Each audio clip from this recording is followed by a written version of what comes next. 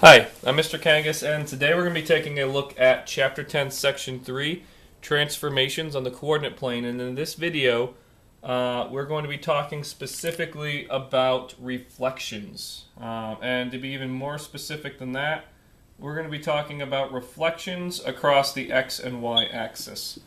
So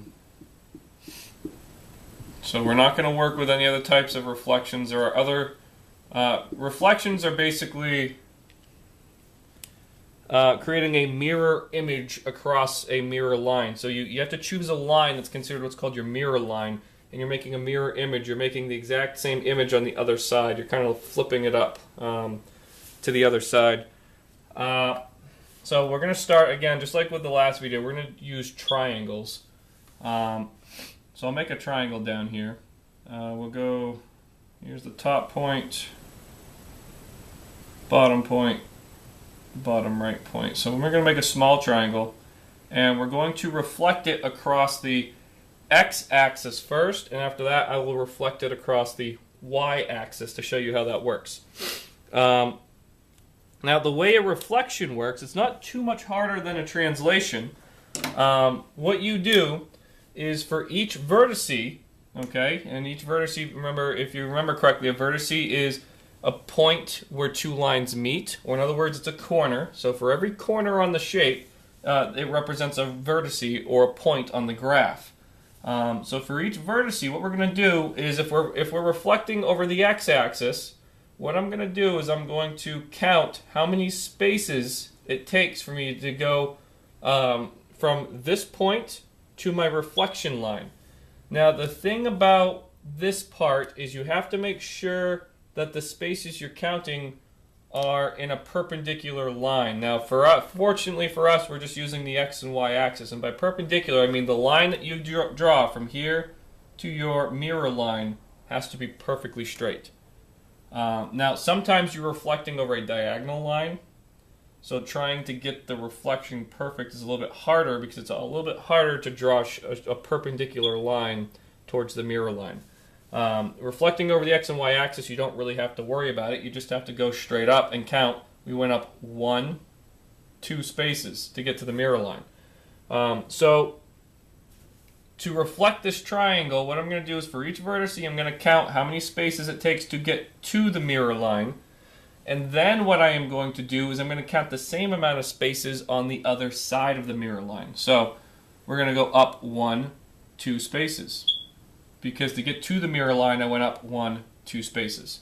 So to get to my new point, my reflected point, I have to go up 2 spaces. So now you can see both points are 2 spaces away from the mirror line, so it's a perfect reflection of one another. This point here is in the same spot as this point, just on opposite sides of the line.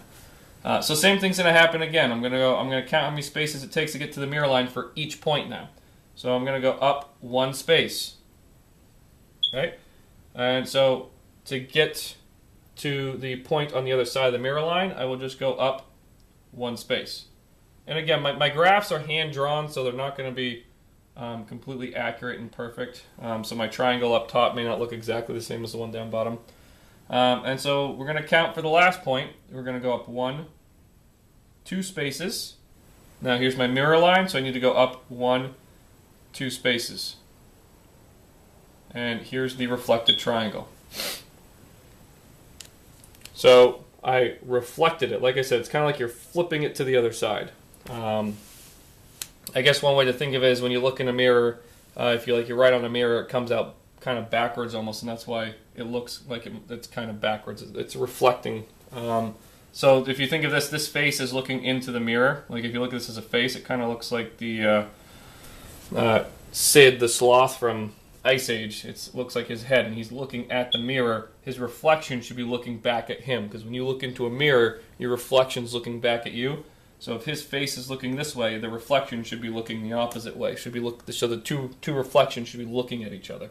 So that's kind of why it flipped like that.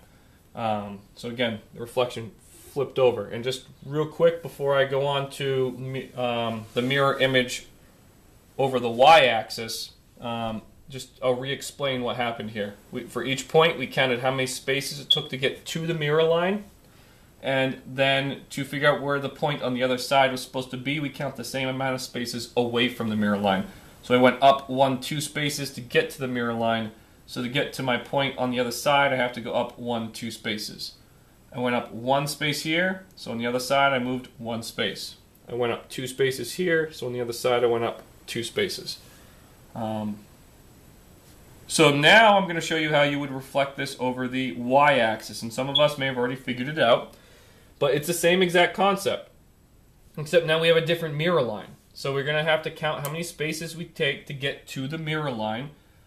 So this point right here, the front point, is moving 1 space. So to get to the next point on the other side, we're going to move 1 space. And this would be the reflected point. Now this point here moves 1, 2 spaces. So we're going to go 1, 2 spaces. Okay, this point here is going to go 1, 2, 3 spaces. So we're going to go 1, 2, 3 spaces. And we now have our reflected triangle across the y-axis. So we've reflected this across the x and the y-axis. And like I said, there are other reflections. You can make almost any line and use it as your mirror line. The key is when you're counting spaces to the mirror line, you need to make sure you're counting them in a on a perpendicular line. So when I remember, perpendicular means if I have a line here and I have a line that's perpendicular to it, when that line touches, okay, so when this line, if this line's perpendicular to my vertical line here, when these two lines intersect, they create right angles. So it's a perfectly straight cut. So there are such reflections across diagonal lines, for example, where I'd want to make sure that I am counting my spaces perpendicular, which is going to create kind of a diagonal line. It makes it a little bit harder to count the spaces, which is why we're not going to get into that today, because this is just supposed to be an introduction to reflections. So I don't want to get into that stuff. And I don't believe you're going to be required in my class or on any of these state tests to reflect across a diagonal line. If that does come up, I will make a video on it. So the next video will be on dilations. So tune